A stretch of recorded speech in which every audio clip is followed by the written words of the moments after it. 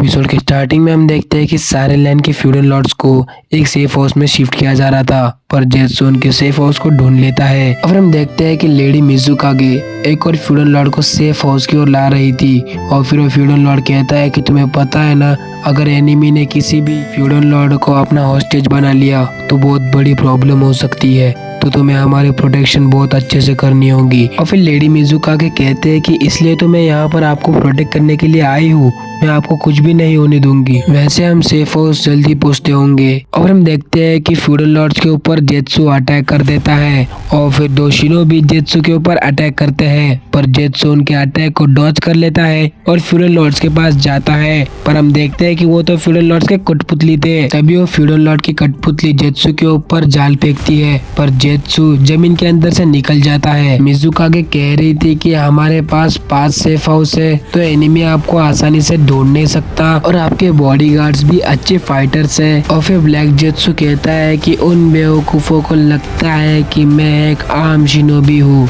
मेरा नाम ब्लैक जेत्सु है। और फिर हम देखते हैं कि वो एक पेड़ के साथ मर्ज हो जाता है और कहता है कि अब मैं एक हो चुका हूँ नेचर के साथ। यहाँ पर हम देखते हैं कि जेत्सु की आर्मी समुद्र के किनारे खड़ी थी अटैक करने के लिए। दारुई उनके सामने खड़े थे। वो कहते हैं कि मैं अभी तुम्हें बताऊंगा कि क्यों मुझे उन लोगों ने समुद्र किनारे भेजा है। तभी वो ब्लैक लाइटनिंग पैंथर जुत्सु का यूज करके जेत्सु की आर्मी के ऊपर अटैक कर देते हैं, और वो अटैक बहुत ही इफेक्टिव होता है। पर जेत्सु की आर्मी तो उनके ऊपर से भी अटैक कर रही थी, और फिर टेंटेन उन्हें देख लेती है और स्क्रोल में से वेपन निकाल कर जेत्सु के ऊपर अटैक करने लगती है, तो बाकी के लोग भी उनके ऊपर अटैक करने लग जाते हैं। और फिर जेत्सु की आर्मी और दारुई यूनिट के बीच में एक बड़ा सा युद्ध आरंभ हो जाता है। और फिर हम देखते हैं कि आसुमा सेंसेई मास्टरडॉन से कहते हैं कि मेरा बुरा सपना आज सच हो रहा है, और फिर मास्टरडॉन कहते हैं कि नहीं, ये सच में ग्रेट निंजा वॉर है।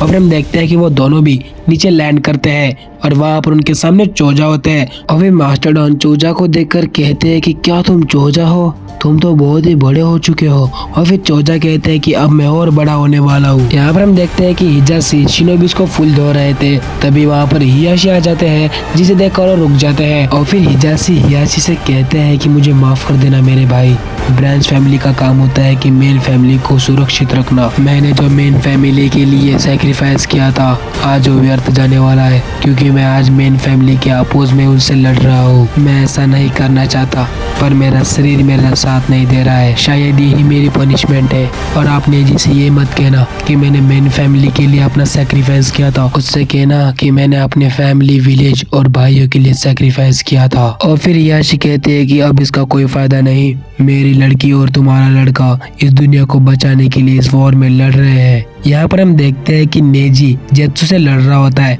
तो हिनाटा उसकी मदद कर रही थी, और वो दोनों भी एक साथ जेत्सु को मार रहे थे। और फिर हियाशी कहते हैं कि अब ब्रांच फैमिली मेन फैमिली की रक्षा नहीं करती, दोनों फैमिली भी एक दूसरे की रक्षा करती है और मिलजुल कर रहती है। तभी वो दोनों फाइट करने लग जाते हैं। यहाँ पर हम देखते हैं कि सुचिकागे उड़कर गारा के पास जा रहे थे। यहाँ पर हम देखते हैं कि कानकुरो और उसकी टीम देइदारा को लेकर अकात्सुकी के हेड आउट की तरफ बढ़ रही थी। तभी उन्हें ग्रेनी मिलती है, और फिर वो कहती है कि बहुत बढ़िया कानकुरो, तुमने सासुरी को हरा दिया। और फिर देइदारा कहता है कि अगर तुम मुझे बचाने के लिए आए हो तो जल्दी मुझे यहाँ से निकालो, नहीं तो मैं ब्लास्ट हो जाऊंगा। और फिर हंजो कहता है कि तुम्हें उस पपेट में रखा गया है क्योंकि तुम ब्लास्ट न हो पाओ। मेरे एनिमीज दोनों भी है, अकात्सुकी और 5 ग्रेट नेशंस के शिनोबिस, मैं दोनों का साथ नहीं देना चाहता, पर यह शरीर मेरा साथ नहीं दे रहा है क्योंकि मैं जुत्सु में फंसा हूँ। और फिर कानकुरो को लगता है कि वो चारों एनिमीज भी उनसे बहुत ही ज्यादा ताकतवर होते हैं, तो वो सबसे निकलने के लिए कहता है।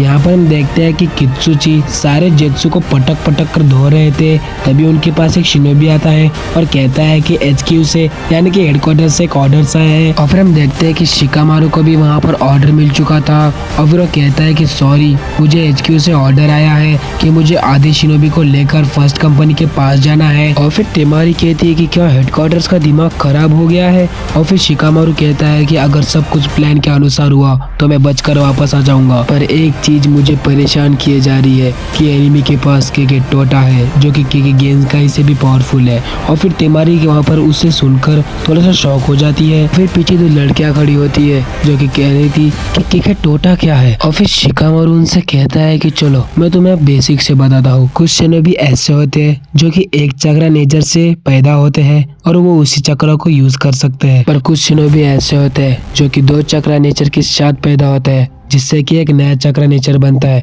वो उसे यूज कर सकते हैं। उसे ही केके गेनकाई कहते हैं। और फिर चोजी कहता है कि फिर तो कैप्टन यामाटो भी केके गेनकाई है क्योंकि वो अर्थ और वाटर का यूज करके वुड स्टाइल का यूज करता है।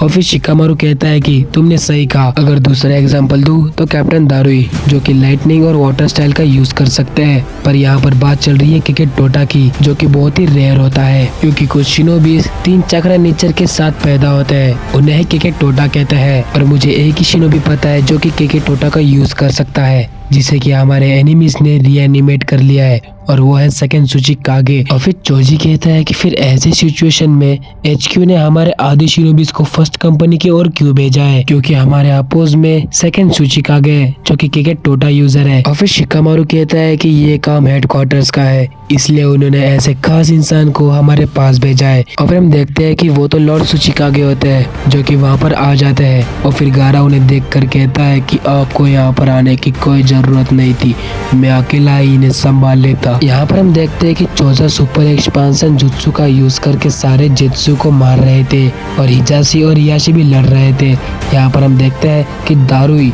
गोल्डन एंड सिल्वर ब्रदर्स के सामने खड़े हुए थे। और फिर गिनकाकू कहता है कि गिनकाकू उसके कंधे पर तो देखो।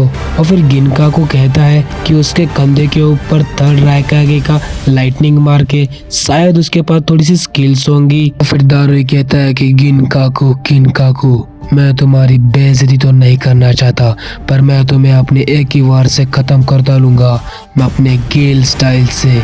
तो गाइस ये एपिसोड ये पे खत्म हो जाता है। वीडियो अच्छी लगी तो लाइक करो, शेयर करो, सब्सक्राइब करो। नारुतो शिपुडेन के अगर आपको प्रीवियस एपिसोड देखने तो उसकी लिंक मैंने डिस्क्रिप्शन में दे दी है, जाकर देख लेना। तो मिलते हैं अगली वीडियो में जल्दी। Good bye.